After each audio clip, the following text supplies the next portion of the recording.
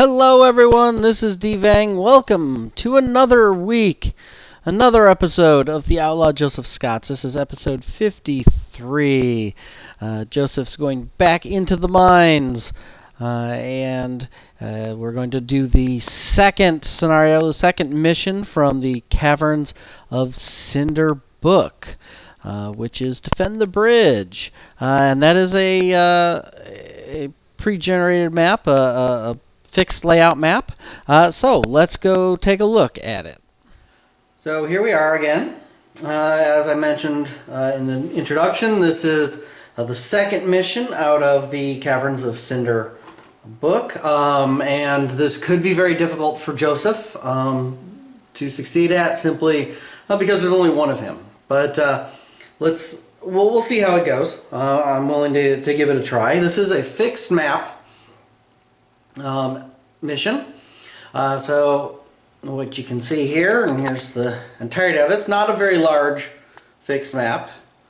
So there you go. And you can see I've actually got Joseph there in the middle. And this is called Defend the Bridge.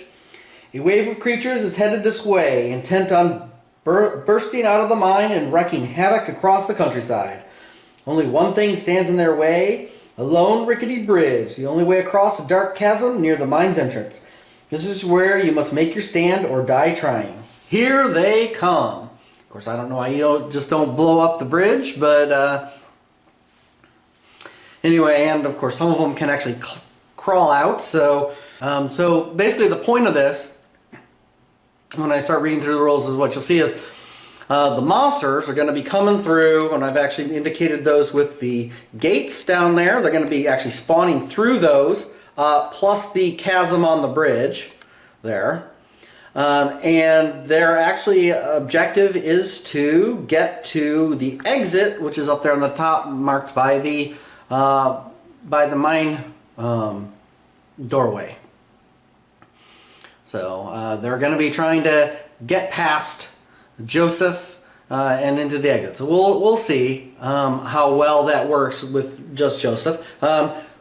Fortunately, at least Joseph has lots of dice, having 2 outlaw pistols with the darkstone grips. So that is a bonus that he can actually shoot a bunch of guys. So this may not be too bad for him as compared to some of the others. So the setup, obviously, as I said, is the fixed map. There's a lantern marker in the middle.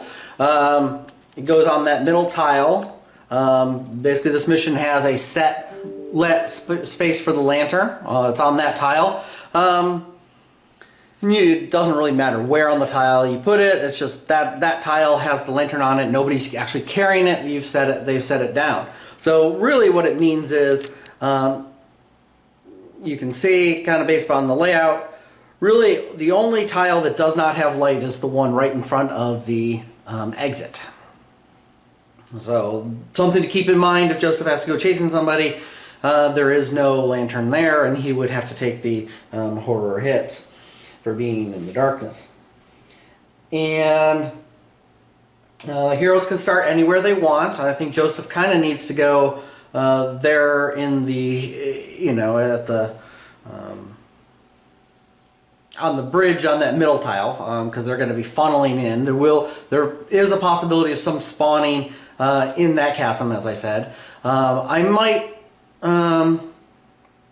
actually want to start a little bit closer, simply because I've only got range on one of my outlaw pistols. The other one only has the range of 5. The other one has the range of 9. So may want to start a little bit closer, although most monsters will go before Joseph, which means they will move, when they come on, they will move closer to him. But I might, in fact, I think I will. I think Joseph will start right there at the end of the bridge. So unfortunately, going to be a little bit zoomed out for the majority of this mission, just so you can kind of get a sense of where everything is. All right. So after the heroes are are placed, draw a low threat card for each of the 4 entry points, but not the chasm, and place those enemies just off the board near the entry point. These enemies move onto the board on the first turn and attack at their initiative level during the first turn. The goal is to prevent enemies from escaping the mine. You have to defeat enough enemies to break the assault and then kill any remaining enemies. So what's going to happen is for every 3 enemies that Joseph kills, the depth track, the hero marker on the depth track, is going to move down 1. And for every large enemy, let's see if I can find where that is. Yeah, for every 3 full enemies he kills, it's going to move 1 step. For each large or bigger enemy, move the hero posse marker 2 steps on the track.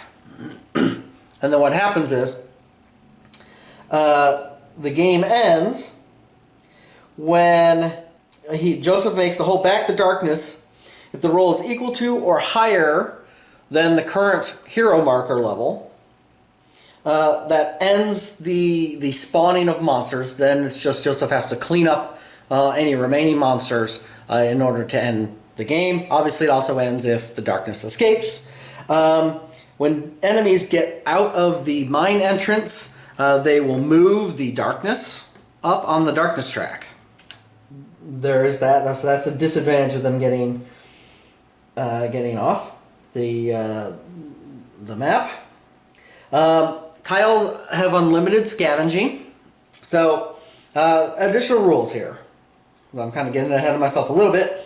Any hero that has no enemies on their map tile can give up their attack to do one of the following. They can scavenge a room, they can recover a grit, they can ready a once per fight item, and they can catch their breath for a D3. So there you go. Not once per adventure, but once per fight item. So things like free attack items and things like that. So the entry points, the 5 entry points, 4 plus the chasm.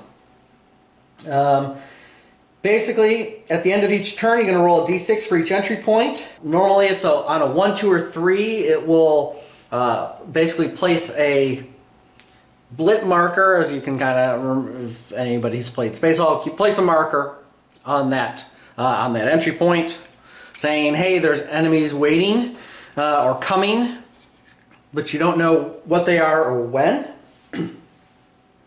And if it has a marker on it already, then you get a card and the monsters will come on the next turn. Okay, that's kind of how it goes. So beyond, except for the first turn where you automatically have cards and enemies coming on, then you need essentially two markers, 2 rolls, successful rolls on an entry point to get enemies to come onto the board. Normally it's a 1, 2, or 3 on a d6 for each entry point, and that includes the chasm. However, there's only 1 or 2 heroes. Actually, it's still 1, 2, or 3. It's just at the start of the game, if you're using 1 or 2 heroes, threat cards are only drawn for an entry point on a d6 roll of 1, 2, or 3 instead of automatically. So 50-50 chance per these 4 spawn points to actually start with an enemy coming on the first turn. All right, and they're all low threats unless you're playing 5 or 6 heroes. I did play this with our group of 4, and it was actually pretty easy, being 6th level. The low threats were not, really weren't tough enough.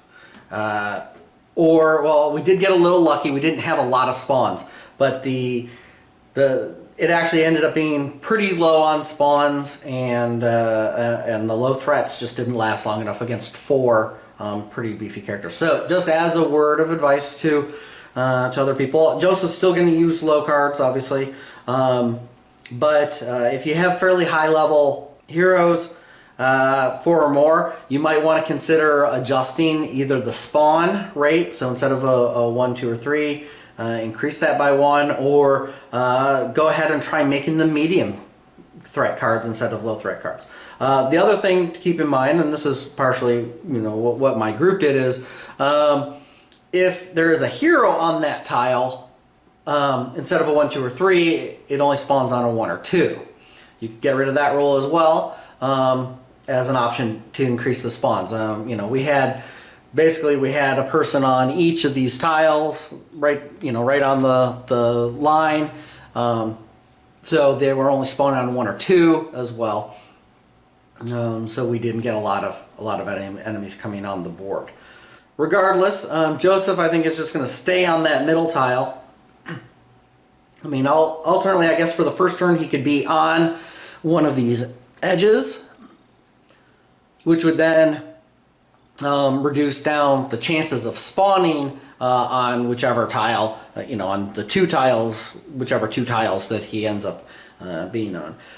That does put him awfully close to the spawn points for some of them, and some things can move pretty far. So I think Joseph is going to be good here.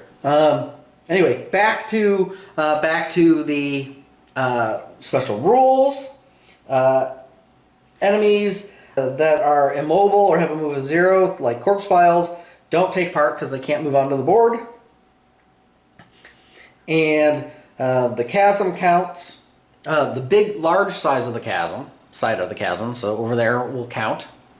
And the enemy tactics, so this is kind of an interesting thing. So enemies act a little bit differently than normal. At the start of each model's move, if that enemy is within 2 spaces of a hero, you roll a d6, 1 or 2, the enemy decides the hero is a threat and attacks them like normal. On a 3 through 6, they run.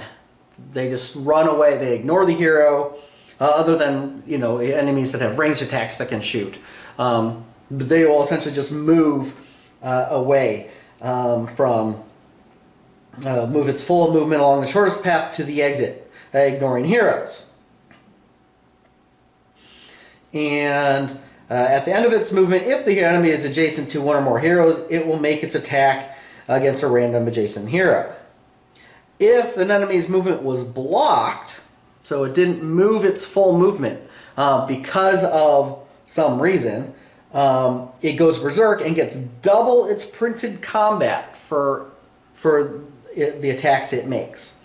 So if you do block off one of these corridors, you get 2 people standing there to try to prevent enemies from getting past you, then they get double their attacks if they can't move their full movement. Obviously, the first turn enemies go by or come on to the board, or are moving by a hero, they will act just like normal. They'll move to attack a hero.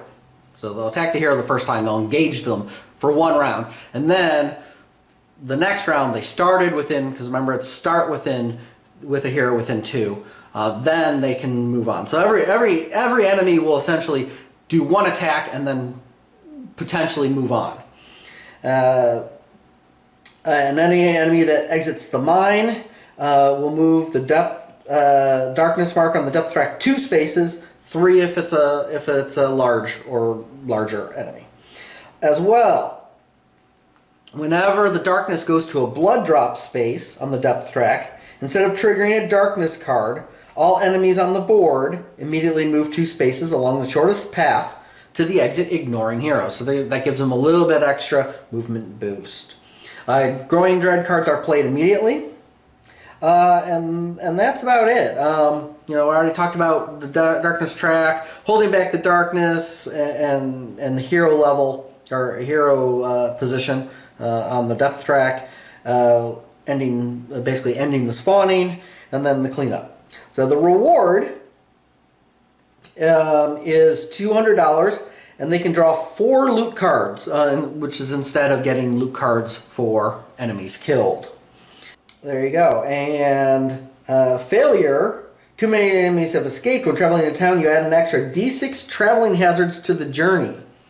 And while in town, roll 2 dice to see if there's a town event each day using the lower of the two numbers. So that's kind of harsh too.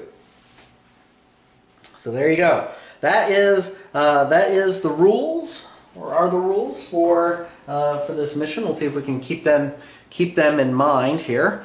Let's go ahead and see if we have threat cards. We'll go left to right here. Again, this is special because there's only 1 or 2 heroes. 1, 2, or 3, there's a threat card. So here on the left, there is not.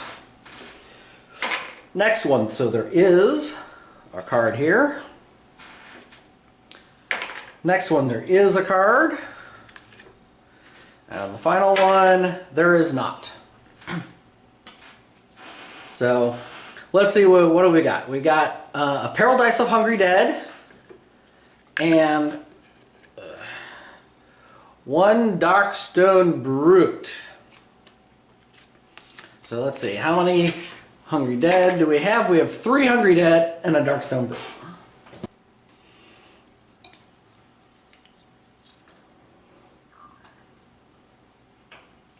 Put them there.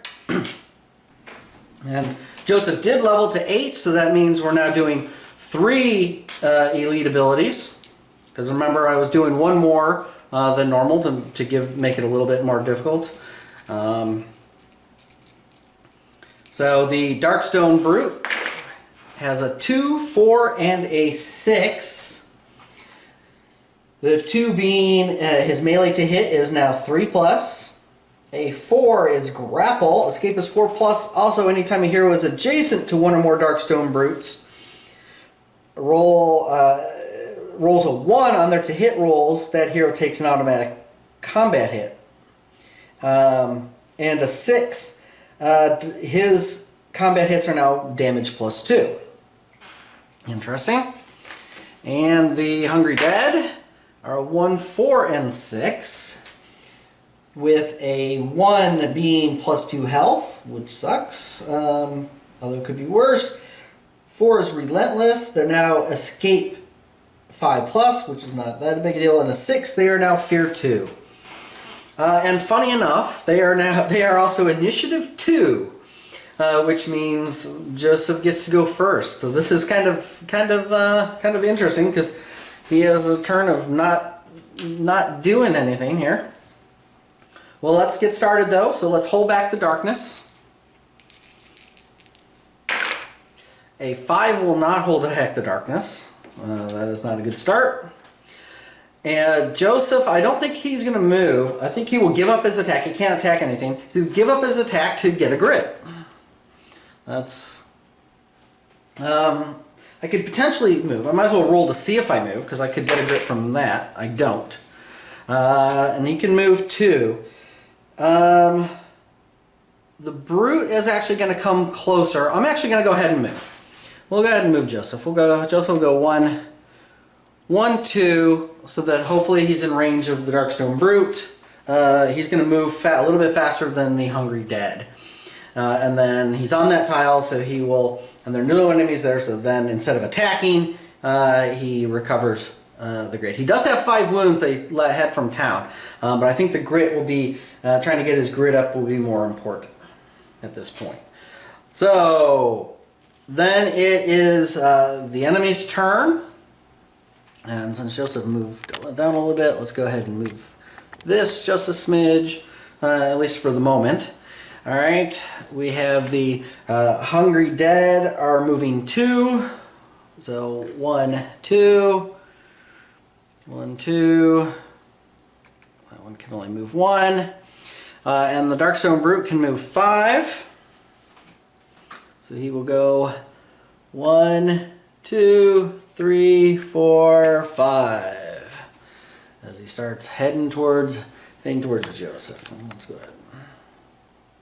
Again, tilt that back up a little bit. Get everything in view. All right, so it is the end of the turn. So now we have to roll for spawning of the enemy. So we'll start with the chasm. It's going to be a 1 or 2. Does not. So we'll start down here. Does not. here. It does not. We're here. It does not. Remember 1, 2, or 3, and the far one. So nothing. There was nothing there. It was all 4 or higher. Jeez. And that's the end of the turn. So it's time to hold back the darkness. In the box would be good. A 7 is good enough. So it is Joseph's turn. So Joseph will roll to move. He gets a 1. All right, we'll take the 1. We're going to back up a bit. He's at max grit now, so good. He will back up 1. And then he will shoot. Now remember, he did get a second outlaw pistol. And he did get a Darkstone grip for it, so it's going to be 4 dice each. And I also have to remember that he gets a free reroll for each outlaw pistol due to a skill, and then he's got the bandolier. Plus he has 4 grit. Okay, well that's pretty good. There are 4, but I am maxed out on grit. So you know what? I'm going to spend a grit. Try to finish him off quickly. Nice. That is an awful lot of hits on him. So I get a free reroll, and that's a hit. So don't need the bandolier. Alright, but that is 1, 2, 3, 4 extra dice.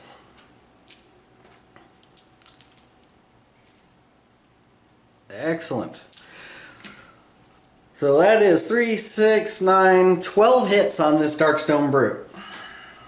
Which should be, should be good. He has a defense of 4 and 12 wounds. He is large. So let's see what we get. He's immune to critical. He's crazed, fused with Darkstone. So I can potentially get Darkstone from him, and he smashes. So his hits of 6, it will ignore defense. None of that's super important. So defense of 4, which I'm plus 1 damage because of the bullets, plus 2 damage for Outlaw Pistol's skill, because it's 4 or more. So I'm plus 3, so I'm minus 1 on each die. Let's roll these all of these, see what we get. So I was minus 1 on each die, which is not great, but I have a lot of hits. So that would be 1, 3, flip these over. This is the easiest way for me to remember that. If I flip them all to the value, and let's see what can I get 12 health out of this. So 1, 2, 3, 4, 5, 6, 7, 8, 9, 10, 11. Oh yeah. 12, 13, 14. Okay. So that was 3, 6, 8 hits. It took to kill him. Pow! That he took that full bore. That knocked him off. Now, so I killed 1 large enemy.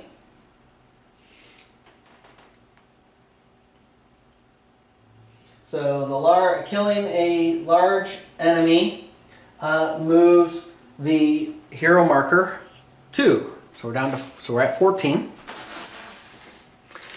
And it is now the enemy's turn, so Hungry Dead move 2.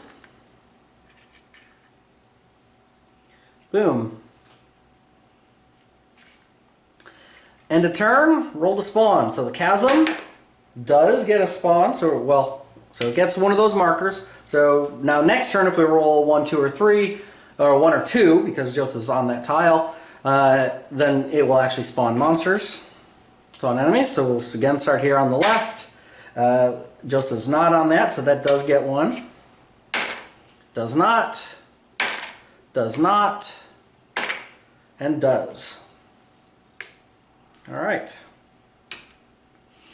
So, hold back the darkness. Oops. I'm sure you guys can.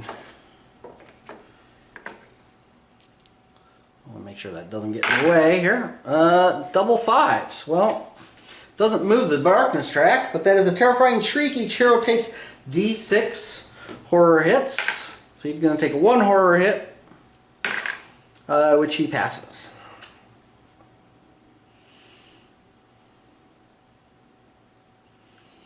Alright, well it is Joseph's turn. Let's roll a move. 5 and a 3. So should I step forward and shoot those hungry dead? Now, unfortunately, so here on the edge, I can only see 1. I can't see all of them. So I would have to go fully on this tile in order to kill them. I think I do, because there could have more coming here. So let's go ahead and move 1, 2, 3, 4, and that lets him shoot all of those hungry dead. I'll try to get them killed before more stuff comes on.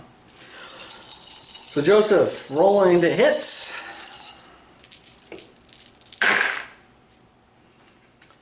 All right, there's some decent hits. That is a hit. All right, I will not use a grit, so let's roll, and then we'll use the bandolier to roll 1 more. Nope. Okay, but I do get 2 additional D6s because I had 2 6s there. And we'll start close. Now the hungry dead are defense of 5. So we said I was a 3, so it's a -2 on each die, and they have 4 health. So we'll start here. That will do nothing. So that will do 1 wound. I'll hit him again. That will do 1 more wound. So he's halfway. Let's hit this one. Alright, -2, that's 3 wounds, so he is almost dead. Alright, let's hit this one again. That's 1 more wound. Well, they're both almost dead, so I'm going to hit, I'll hit him again. That's 1 more wound, that is enough to kill him. And that does I did forget. When Joseph killed the Darkstone Brute, he could heal 1, so he will heal 1 wound, since he had 5. I killed that one, I might get to heal another one.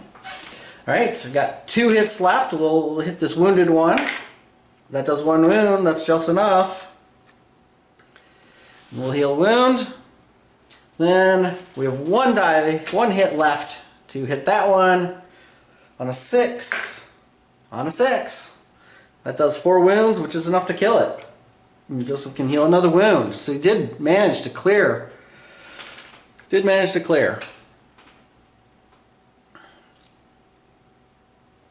So no enemies to go. So now end of turn. We need to roll to see if they spawn. So 1 or 2 for these 2 now. And it does. So this will get a card. So despite him being on there, it does get a card. Over here, it gets a token. The other one, I forgot to do the chasm. Chasm, he's not on there, so 1, 2, or 3. That does replace that with a card. Alright, over here, does not, and does not. Alright. But he does get 2 cards, 2 enemies, which could be dangerous. So over here we have 6 void spiders, and out of the chasm comes 1 slasher. Well, that's not too horrible.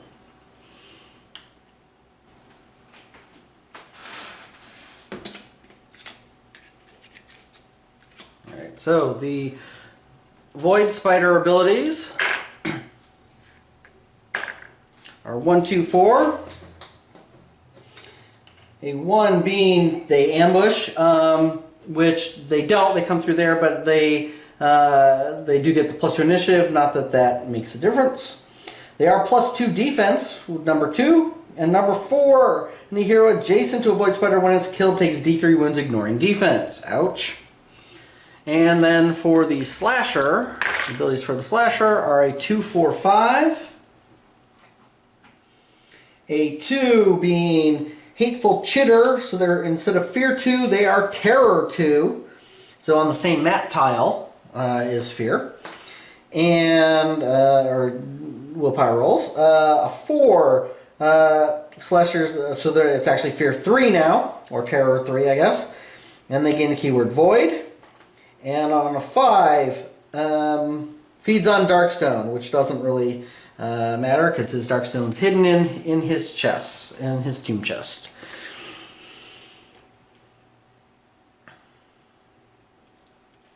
All right, so that is the end, and we need to hold back the darkness. An 8 will hold back the darkness. Oh, and I did kill 3 more enemies, which moves the track by 1.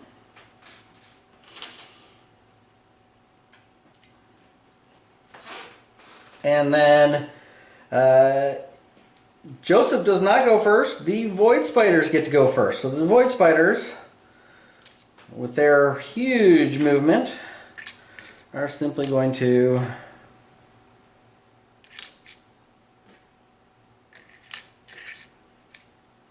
overwhelm. Now, it seems interesting to me, and I don't know if the intent was this way, but again,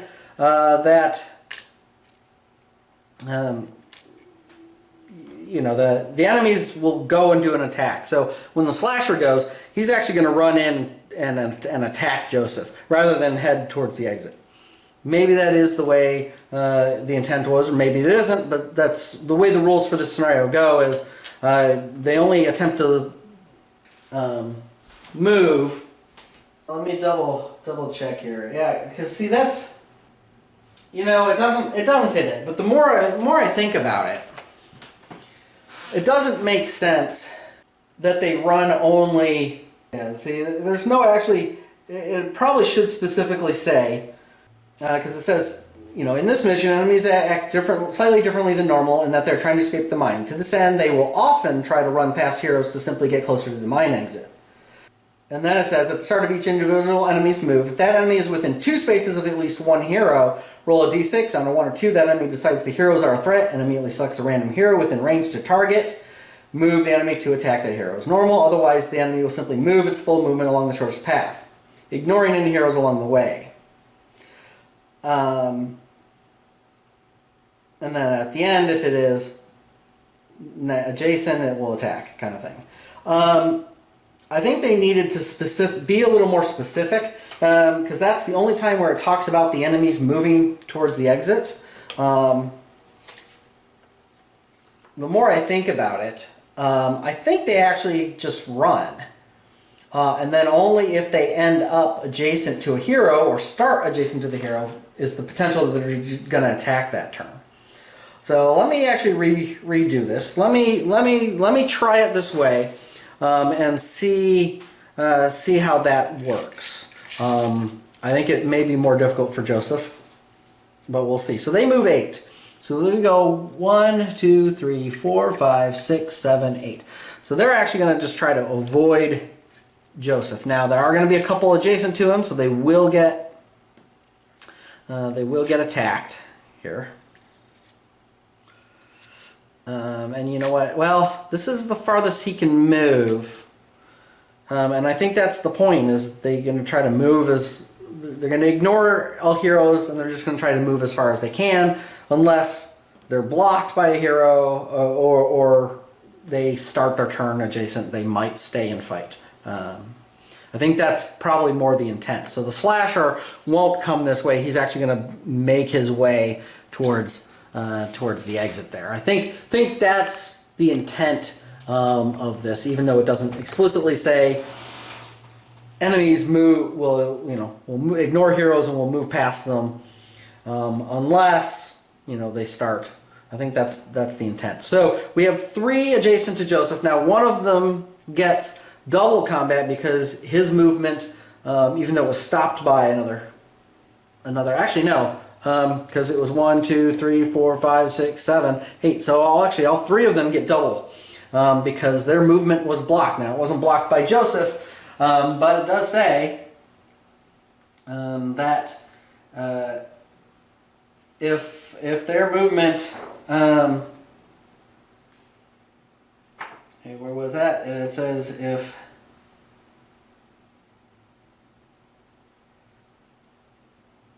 the enemy's movement was blocked, I did not move its full movement distance before needing to stop, it goes berserk and gets double its permanent attack. And that, doesn't mean that, doesn't say specifically blocked by heroes. It just says if its movement was blocked. So we have, so they're doubled, so they're 4 dice each. That is going to be 12 dice.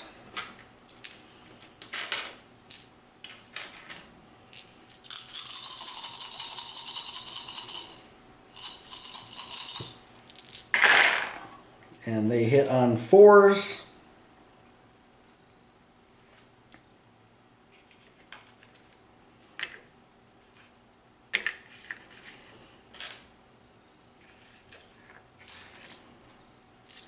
All right. So defense for Joseph. It's pretty good. I will go ahead and use a grit.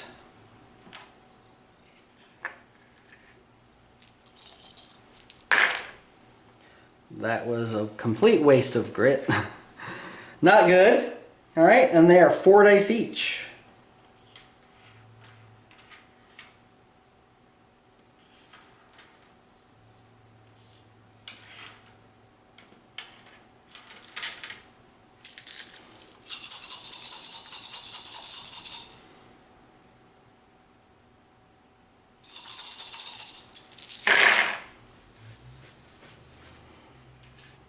For armor saves, not very many.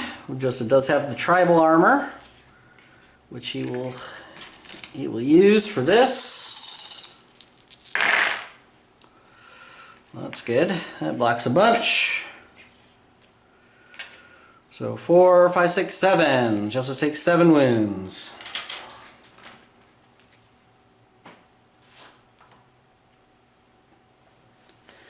And the slasher. So the slasher moves 5.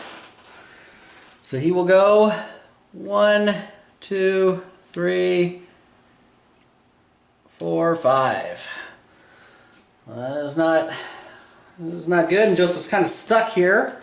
Yeah, moving onto this tile was not good. I mean, it was bad luck that it was, a whole bunch of void spiders instead of just one enemy or something that I could potentially get around. But, hey, that's the way it works. Joseph should be able to kill them anyway. And let's see.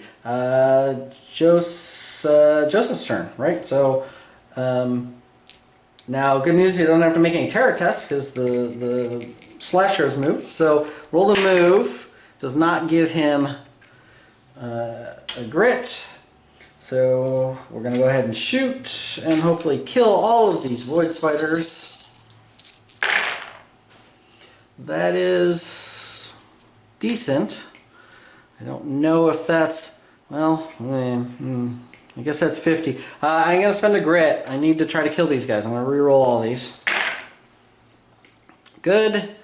All right, and there's one of each that missed, so skill lets him hit. And then bandolier gives him a re-roll. There's a hit. Perfect. And then he's got 1, 2, 3, 4 sixes, so he's going to get four more hits. Excellent. All right, now he's going to potentially take wounds from these people, but because he's adjacent to them and they got that special ability. But we'll start.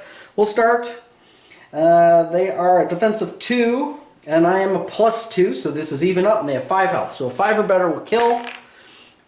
Boom, 1 dead. All right. Now that does a D3 wounds, ignoring defense. So that's going to do 3 wounds. I get 3 armor saves. Oops. Does nothing. So that's 3 wounds. Which is not Not good. But not much I can do. Alright. On him. 6. Well, that will kill him. Heal 1. Then he takes 2. Armor saves. Saves both of them. You guys can't see those, right? Yeah, pretty well. Okay. Well, that's good. Next hit on him. A 1. That's going to do, so that does 1. I have to hit him again. 6. That will kill. Lets him heal 1. Takes 3 wounds. Saves 1. So there's going to be 2 more wounds. Back on. Alright. So let's shoot. I guess it doesn't matter. I need to shoot him. 4. Not quite enough to kill him. Shoot him. A 1. We'll shoot the unwounded one. It does 1. Alright. Let's shoot that guy again. Does 2 more. Got 4 left. We'll shoot him for 1. Bah. Humbug. I have to say 1 for him, so we'll do 1 on him. No, we'll do 1 on him, the least wounded. So 3 or better. That is just horrible. 2 left. Well, 1, I will kill this guy. 1 more, we'll hit this. Now we'll hit the most wounded one. That will definitely kill him. Definitely kills him. And that's it. 1 left with 3 wounds. I did kill 5. So that lets me move the track up the hero by 1. So I'm at a 12, so conceivably I could stop spawning. Alright.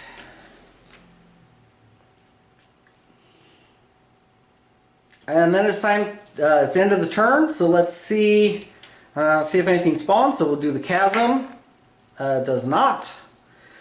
1 or 2 over here. Does not. Does not.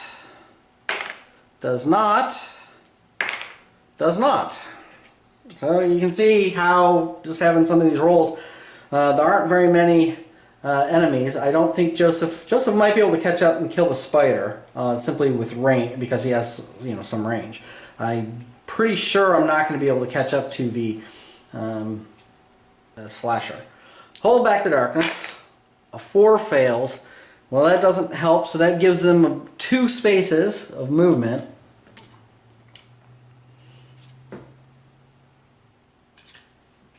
And I know you guys can't quite see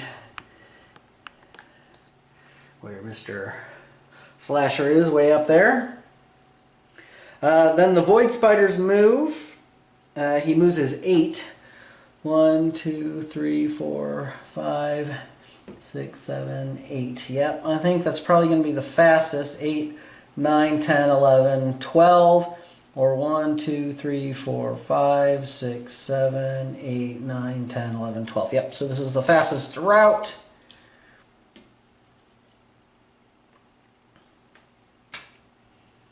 Then the Slasher moves 5.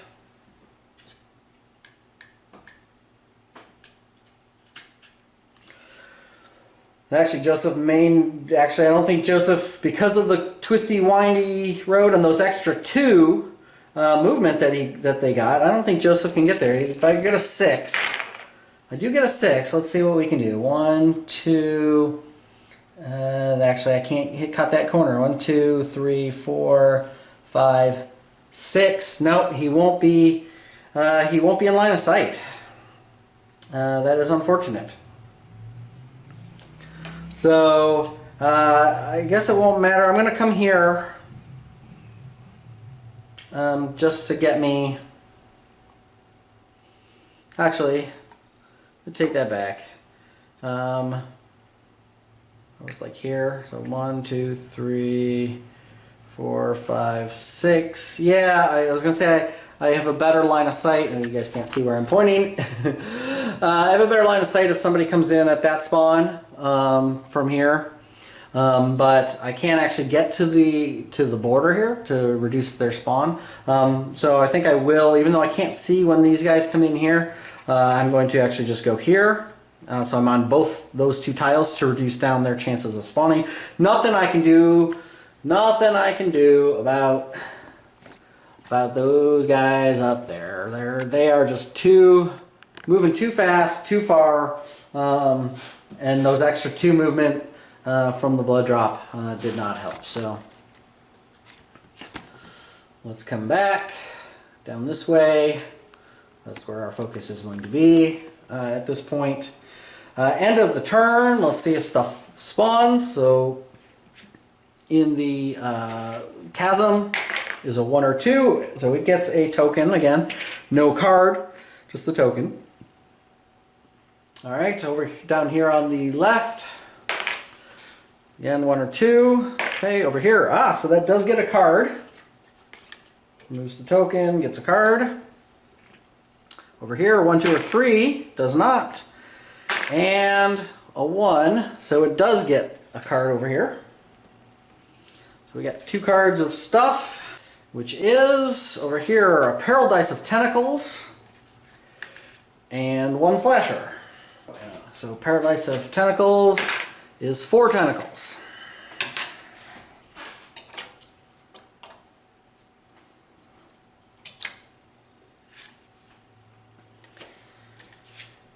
And the abilities for the tentacles are 2, 3, and 6. A 2 is Eruption. Tentacles can move through other models. Interesting. So a 3, they're +1 combat with Lashing Strike, and a 6, anytime a tentacle is killed, roll a d8. And 1 or 2, place a new tentacle back there and a second tentacle in a random empty space. Ouch, that's gonna suck. And the Slasher, because that first Slasher is still on the board, has the same abilities as the current Slasher. So it is time to hold back to darkness. An 11 will do it. So the Void Spiders get off the table, which increases the darkness by 2, which then pushes the Slasher off the table, that 1 Slasher.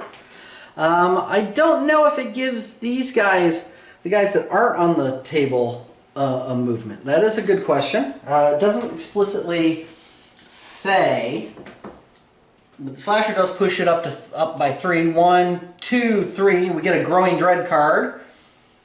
All heroes are -1 initiative in the first turn of the next fight. I don't know if this counts as, I would say next turn, right? This turn. So this turn he's -1. We'll say, or I guess it would be next turn, because this is in the middle of this turn. Has already started. So next turn he'll be -1. I think that sounds reasonable. Or, I mean, no, we can do it this turn. He hasn't gone yet. If we say he's -1 this turn. The question is, do the tentacles and everything that are off the board get the surge? Oh yes. All enemies on the board or wait an entry point to come on immediately move 2 spaces. So there you go. So the tentacles get to move 2, and 2 for that Slasher. And then that Slasher gets to move again. He gets to move his 5. 1, 2, 3, 4, 5. And then the tentacles get to go with a move of 6. 1, 2, 3, 4, 5, 6. 1, 2, 3, 4, 5, 6. 1, 2, 3, 4, 5, 6. 1, 2, 3, 4, 5. So one of them is going to get double dice. The rest won't. They're all going to attack Joseph, which is going to hurt a lot.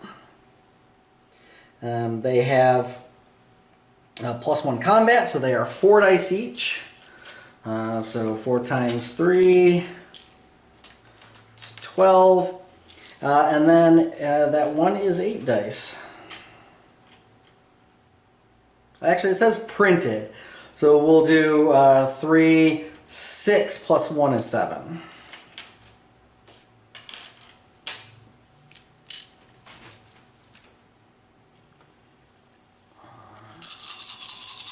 Poor Joseph.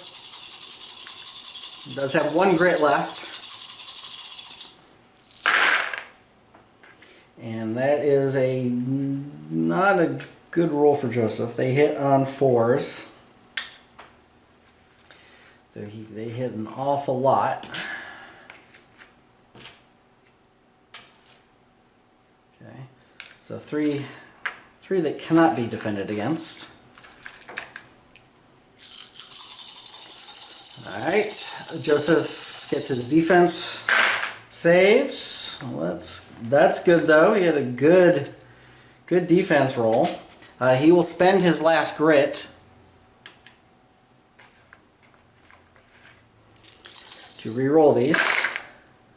Gets none. Boy, his re-rolls for his defense just not doing well. Alright, that's 5 hits.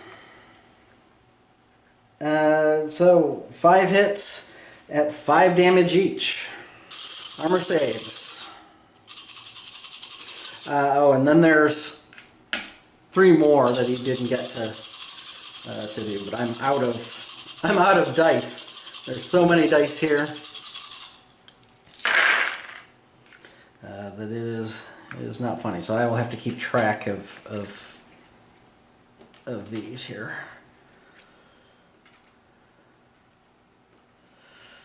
Okay. So all these are hits.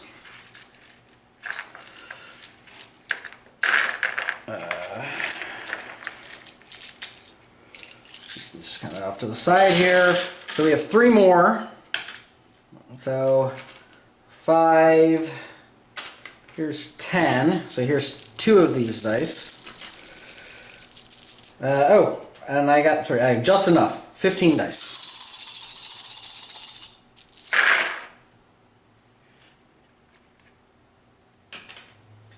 Okay, there we go. So now he gets his tribal armor reroll. I think regardless this is going to be really painful.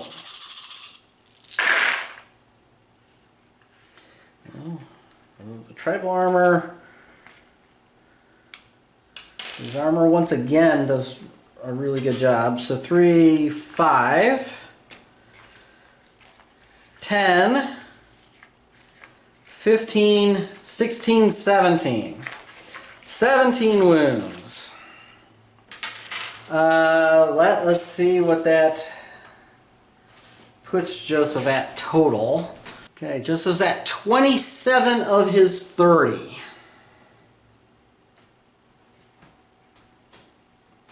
27 of his 30. And then it is Joseph's turn. Let's roll for his movement. Excellent. Well, he gets a grit back, which will be useful. And let's see if we can kill any of these tentacles. Make way.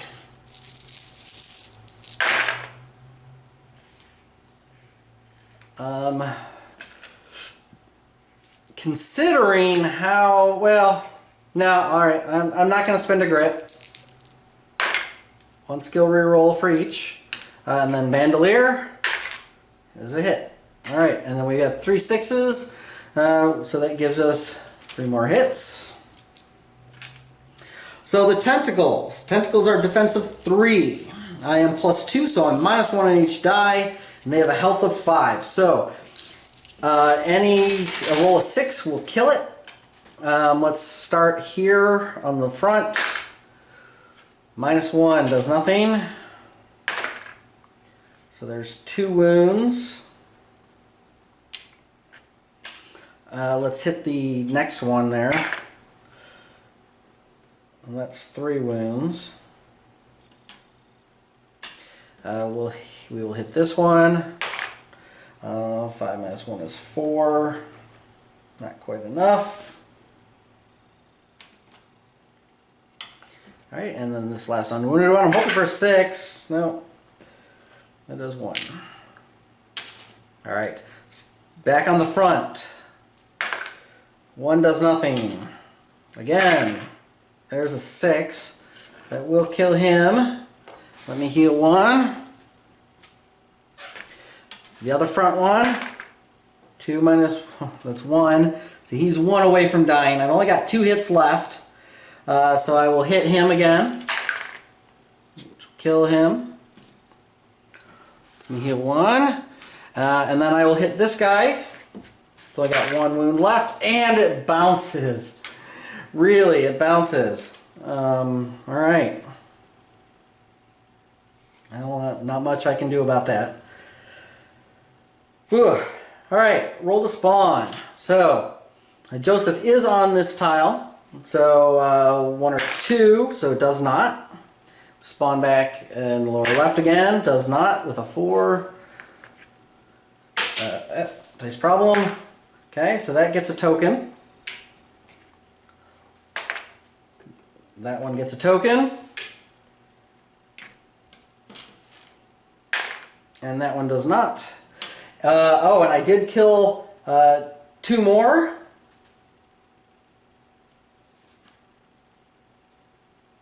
Okay. And I was 1 over, so I move 1. I move again. I had 1 left over from last time. Because I killed 5 spiders. I remember it's groups of 3. And hold back the darkness. An 8 will succeed. I'm actually right on the cusp of 8. I'm at 11 for the hero track. Darkness is getting up there at 7. And so the slasher gets to go. He gets his move of 5. So he gets to go 1, 2, 3, 4, 5. And then Joseph actually out initiatives the tentacles. So roll to move. Ooh, I can get a grit. I think I will get a grit. I mean, they're all close. I will attempt to move. No, I'll stay there. I'm actually in a good spot. So Joseph will shoot.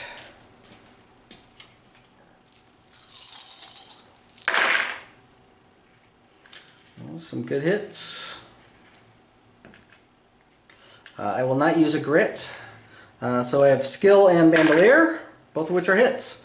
And I have 3 6s, so let's give myself 3 more hits. Now I have to hit the tentacles, so the one that has 4 wounds on it, just enough to kill it. Alright, next hit on that one. Number is -1, so that's 2 wounds. He's at 3 of 5. We'll hit him again. Does nothing. Hit him again. 5 is enough to kill him. And the rest of these go on the slasher. So I am +3, so I'm -1 on each of these dice. That will do nothing. So there's 1, 3, 5, and that's going to be 8, 12. And these only got 10 hit points, so that is enough to kill the slasher, which moves the track for killing a large enemy. Let's move the track 2. Woof. All right, but it is at 9, so we'll have to see. This could that's doable. That's doable to hold back the darkness. So end of the turn. Let's see if there is a spawn. Wasn't there a spawn? Wasn't there a brimstone? I think there was a token. No, there wasn't. Just those two. All right. So do we get a token on the chasm? No. Lower left? No. Joseph is still on that border, so it's a 1 or 2. 5 still doesn't spawn anything. Over here, okay, so we get a card here in this lower left corner, or kind of left mid, or right mid, I guess, and nothing there. And we get 1 Trun Hunter.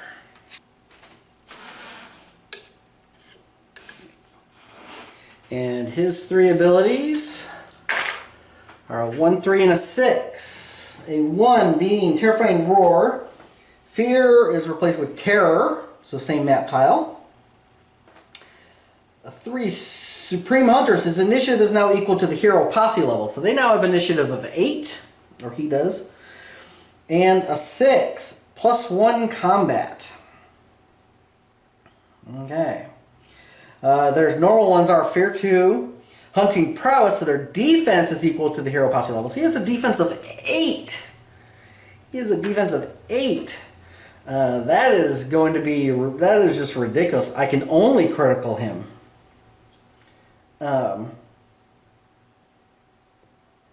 Boy, ouch. Yep. And knockback. Fail 1 or more defense rolls against the enemy is bounced 2 spaces in a single direction. And if he hits a wall, he's going to take some damage. Alright. So they are initiative 8 and defense of 8. So that's with 18 hit points. So Joseph has to critical, which means single gun, and he has to be adjacent to him in order to critical. I get criticals because even if I roll a 6 on damage, I'm going to be +3. I could do a 9 potentially, and that is it. The only other thing is he does have his thing on his buckle, which lets him do a D6, ignoring defense. And he's got the Vial of Brimstone Ash, which lets him do 1 wound, ignoring defense. Ouch. But let's hold back the darkness. If I get a 9 or better, I just have to kill the Trun Hunter. And I get a 9. Alright. So, this thing goes away. There's no more spawning. Just me. Just Joseph versus the Trun Hunter down here. Which actually, I'll keep this up here because he goes at initiative 8. So he gets to move his 5. 1, 2, 3, 4, 5. And the range of his gun is 5. 1, 2, 3, 4, 5. He does not have a shot at Joseph. So that is all he gets to do. So it is Joseph's turn. And Joseph rolls to move. A 1 to get a grit. I guess I have a 1 and a 2, so I might as well just move the 1.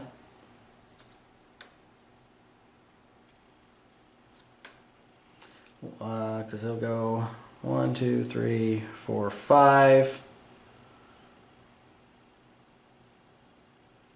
Yep. And that gives him a grit. It gets him a little bit closer, a little bit more in the way.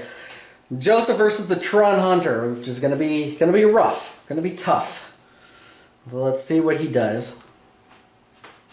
And Joseph can shoot with 1 of his pistols, which has a range of 9. 3, 4, 5. So got a range of the other one. Again, if I roll 6s for damage, I can actually do a little bit of damage. So that's all I can do. See if I hit. Well, I get 3 hits. I do get a reroll. Miss. And then Bandolier reroll is a hit. So I get 4 hits. So each 6 will do 1 point of damage. Because again, he's defensive 8. Yep. And Joseph gets 1 for the extra bullets, 2 for his ability with his pistols. So that's +3, which means I'm -5 on each die. I do 1 point of damage. Do 1 wound. All right. And it is the next turn. We don't have to roll for spawning at all. So it is Hold Back the Darkness. Double fours. Double fours, Falling Rubble.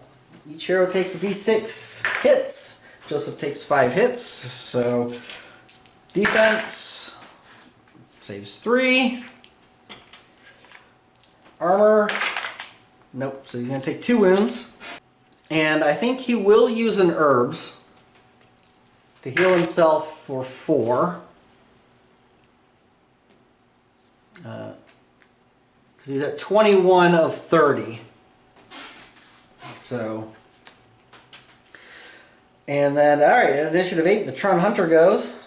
Which actually really doesn't matter because he's a 4, so he's tied anyway. So he'll go 1, 2, 3, 4, 5, and shoot.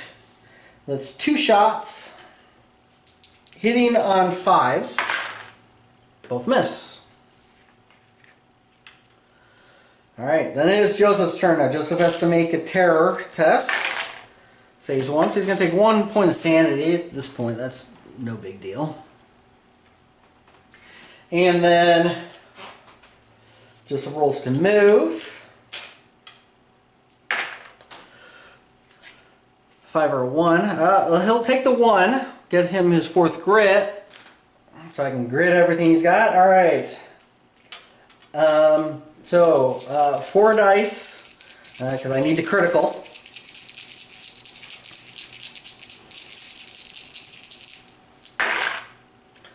Get 2 hits. I will use a grit because I want to have as many rerolls as I can here. There's another one. All right. Skill misses. Bandolier reroll is a hit. All right. Well, so the 2 hits I'm looking for 6s for damage. Do nothing. I'll spend a grit. You know what? I'll spend a grit. No, that's not worth it. It's not worth it. These will probably be worth re-rolling if they're low damage rolls. So, they ignore armor. Alright, so there's a 6. I will spend a grit to re-roll this.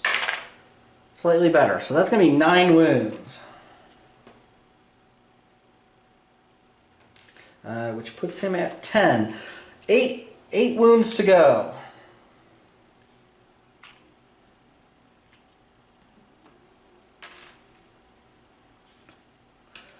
All right. So, Hold Back the Darkness. All right, Falling Rubble again. 4 hits.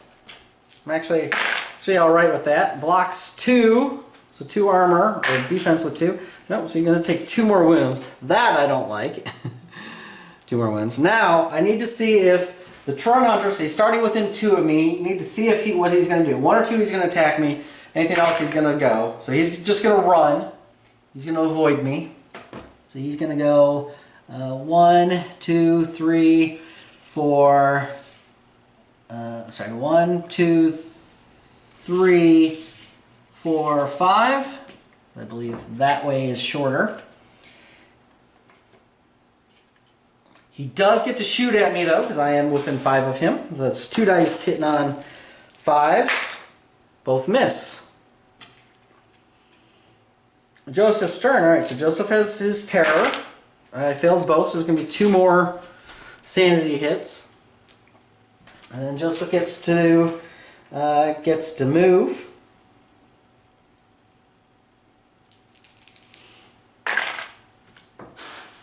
All right. Well, I'll get a grit back, I guess.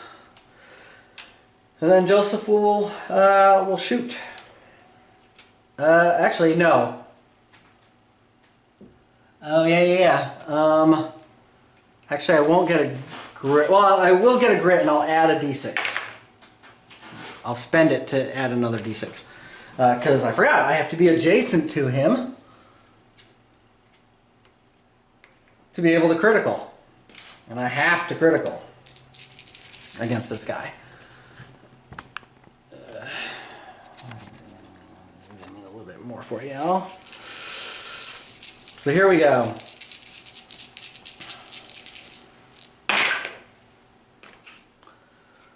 Two hits.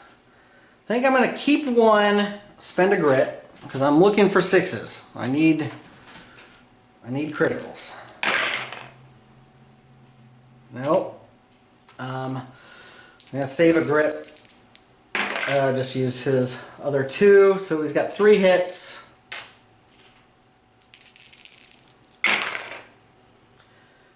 Does one more wound. He's got one grit left. All right. Hold back the darkness. A 7 will fail because I'm on the 8+. Boom. That gives him a free 2 points of move. So he is no longer within 2 points of me. So he's actually going to just move. I'll shift this up. So he's just going to book it.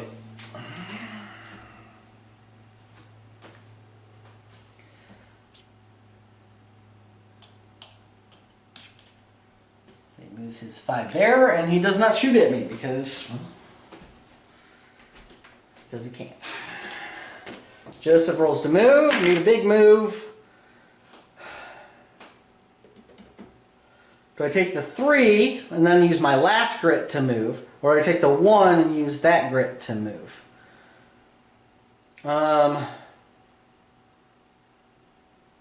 Based on how far he is, I'm going to use the 3 to move. And then I will use my last grit to get another d6 and hope I can get a 6 or... Yeah. A 2 just is not going to do... I can't even see him to get a shot at him, which is unfortunate. And I'm not even within 2 spaces of him to potentially have him come attack me. Although that is a good question. I didn't even think about this. It doesn't say this in the game. If it's over, no more spawning, all it says is no more spawning. It doesn't say what the enemies do. Do they still try to get off, or should he be starting to fight me, assuming he can't get off? Because if once he leaves the board, if he's leaving the board, then what happens? That is a good question. A couple loopholes in this scenario that I hadn't noticed. Yeah, I think once they start spawning, these enemies should be fighting. Because I don't know how it would work if they run off. It doesn't hurt to just let them run off, honestly. I mean, normally, because normally it raises the darkness, but in his case, so it pushes the darkness up by 2. It puts it up to 10, and then the game's over because there are no enemies on the board. It wouldn't do anything. It'd be more likely that they would actually attack. So you know what? Let's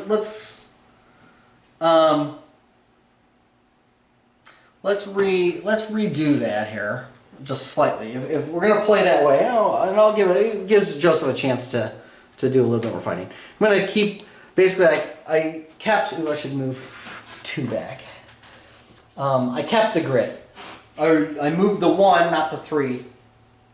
Gained a grit, used that new grit, so Joseph has 1 grit left. And we'll have a battle here. Tron Hunter versus Joseph.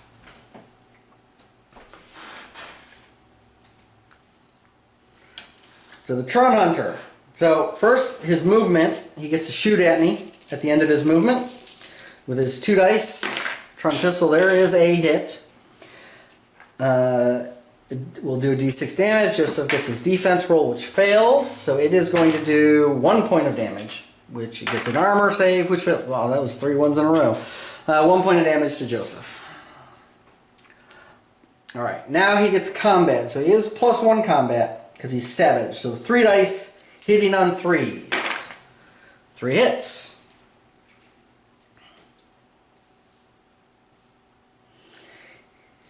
And, okay, Joseph gets his defense, blocks 1. Each hit is 6 damage. You know what, Joseph will use his other before I roll for armor saves. He's going to use his other herbs, so that's 9 that he heals. He's down to 15 hits. Alright. So he's used both his herbs. He has no herbs left. Just the tequila. He hasn't had to worry too much about sanity. Armor saves. And his armor reroll. Nice. 4 wounds. It's still going to be a tough battle simply because of that 8 defense. Joseph gets to go, so let's do his horror hits. So he saves both of them. Roll to move. Nope, does not get an additional one. So let's do his 4 dice. Hoping for some criticals. Gets 1 critical and 1 hit. Yeah,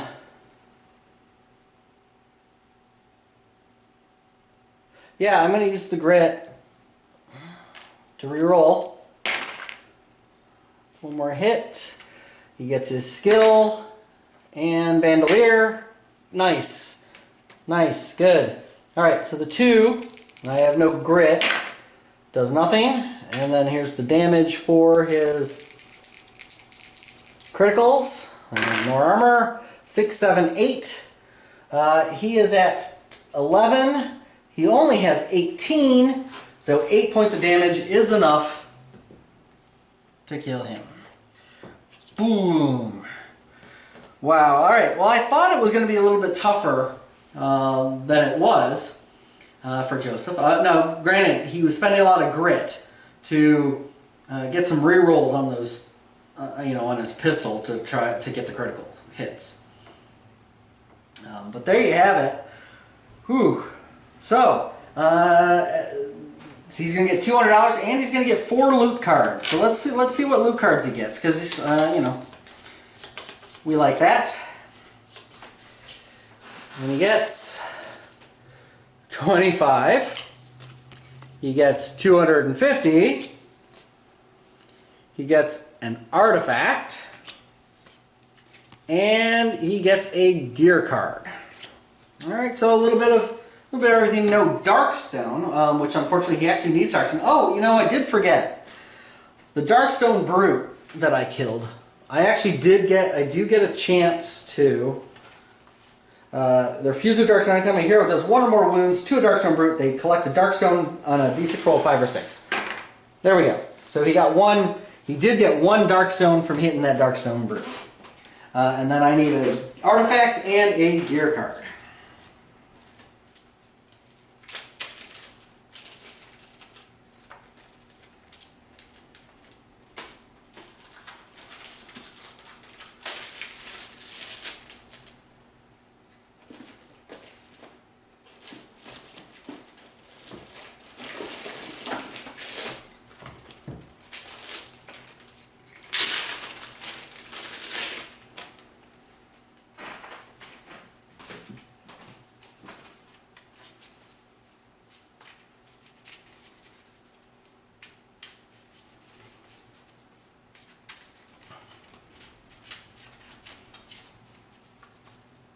Okay, so the gear card is an Iron Cross, holy only, +1 combat. Alright, so that's something to sell.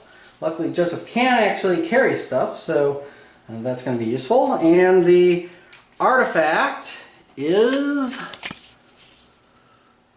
Targa Plateau artifact.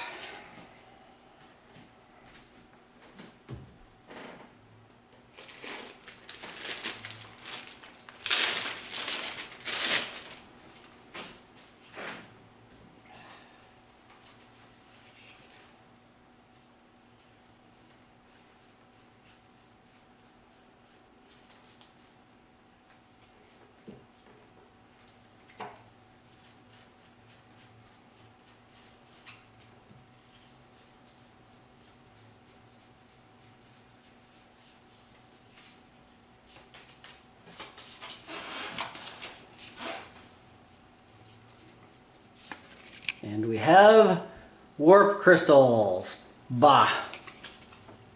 That was pretty sad and pathetic. But there you have it. That is it. That is the end for this episode of Joseph. You can kind of see why with 4 players, I mean, I didn't pull any punches. The only thing that really was lessened for 1 player was the initial spawn of enemies. And you can see I didn't get very much in the way of enemies each turn. So I would recommend, I think, for 4 or more, some tweaks, either to increase the odds of them spawning at the spawn points, or you could even just get rid of the whole, token. Basically, it takes 2 spawns to actually spawn, two spawn rolls to actually spawn an enemy. You could just simply say, hey, if it rolls it, you draw a threat card. That may be a little too much. I might simply just increase the odds of them spawning through the gates. Simply because, I mean, you saw even for Joseph, there wasn't a lot, and he wasn't even on, I mean, at times he was on 2, just the center and one of the other ones, and I wasn't getting very much in the way of spawns. So that may be something to tweak. It's either that or said bring on medium threats for 4 players, and maybe. Either it says medium for 5 or 6. You might want to go with high for 5 or 6, or again alter the chance of them spawning, or do a medium and a low for 5 or 6. Come on the same spot, something like that. Just so there's more enemies coming on, make it a little bit tougher. I mean, Joseph was at 8 on the darkness track. He did have a couple things get off the board. Off the map. He did get beaten up a bit, but he did not have to use a revive, and he did manage to kill a bunch of things. And it's not necessarily all that tough if you kill enough stuff that the hero marker, you're going to be able to roll over it on the holding back the darkness roll. So again, probably some tweaks need to be done to this to make it a little bit more challenging, especially for 4 players and more. But there you have it. This was Defend the Bridge. Very interesting scenario with the enemies trying to stream by the heroes. And again, a couple things that weren't quite fleshed out, I think, on this scenario, or written out. That were probably missed. When enemies come on the board, do they act like normal? Do they, if they don't start within 2, are they simply trying to get off the board? That's probably the intent, not actually written in the rules. But I would imagine if you play this, that's probably the way they should go. They should just try to run for the exit. The only time they temporarily pause is if they start within 2 spaces of a hero. Then they might they have a 30% chance, 1 or 2 on a d6 to stop and take a swing at a hero instead of moving. And then at the end, when there are no more spawning, any monsters that are remaining, do they stay and they attack, or do they keep trying to move towards the exit and try to get off the map? If you have enough things off, are on the board left to kill, then that can still be dangerous, pushing the darkness up. If there aren't enough on the table left on the map to push the darkness up to the mine entrance, the game's over. There's no reason to continue. So that seems kind of strange. So it might be simply they stop spawning, then they stop trying to run to the exit, and they simply try to attack the heroes. I don't know which way is better. It doesn't say in the rules for the scenario, so maybe I'll email Flying Frog and ask those questions, see what their intent was and how they play it. But things to keep in mind if you do play this scenario. Again, this is mission number 2 from the Caverns of Cinder. Very interesting, very different kind of scenario, but it does have a few ambiguities in it that you need to think about. Thanks for watching. Thanks for continuing on with Joseph. Level 8, plugging right along. We're getting up to the ones where we're actually going to be in the Caverns of Cinder, I think, soon. Which is going to be kind of scary with just the way the Cinder works with lava and its heat and clothing, extra hits from clothing and things like that. So that will be interesting. But that'll be 2 weeks from now. Joseph's going to be, next week, Joseph's going to town and it's going to rest and recover. Hopefully get enough Darkstone to get a barrel and then maybe get some other upgrades on his guns for either extra hits or, considering how tough the Trun Hunter is, maybe Joseph might want to, instead of getting the upgrade that gives him a reroll, another reroll for his guns, as cool as that is, because he can reroll rerolls, so he has a really good chance of hitting. Maybe he wants to take the one that lets him add a peril dice of damage once per adventure. Just for something like the Trun Hunter, where even if he's not criticaling, he can throw a peril dice of damage from each gun onto it and hopefully overcome something like the Trun Hunter's high defense. Going to be a tough choice. We'll have to decide that next week. Certainly if you have any ideas on it or preferences or suggestions, you want to comment and say, hey, I think you should pick up, you do like the idea of getting the reroll for each gun, or you like the idea of being able to add a peril die to damage for each gun instead. I can't do both. We've got 2 slots left, or two open slots on my Outlaw pistols. And it costs 2 slots to get the reroll, as I recall. And assuming that is the case, because that is what I recall, and I will just take a quick look. Yes, the inlay. Once per attack with this weapon, you can reroll a single to hit roll. Does cost 2. Or you can get a void assembly, which only costs 1. It's 15 Darkstone though. But if I save up for a void assembly, only requires 1. It can add a peril die once per. Actually, it's once per fight. You can add a peril die of damage to a single hit from that gun. That could be really, really useful, really powerful to be able to do that. And that leaves 1 extra slot for slotting something else, which I don't know what that would be. But there's like runes of protection or fortitude. Or potentially, there might be some other thing. He might find, he has a slot to find something like an eagle feather or something that he can slot in. What do you guys think? Void assembly for the extra damage, or another reroll that saves his grit? Potentially, basically, he'll have 5 free rerolls, 2 for each gun and the bandolier, which gives him a reroll.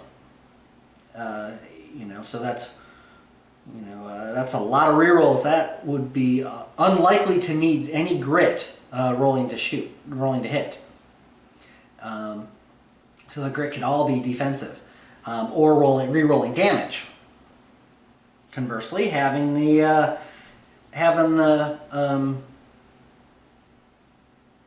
peril die once per fight per gun, it does require an awful lot of Darkstone.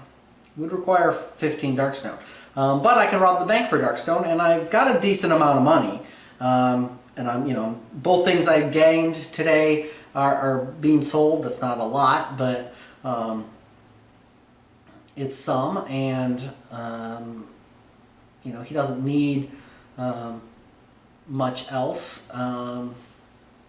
And he did get 275 gold for this session in addition to selling, so that comes out to like 500, 600 gold.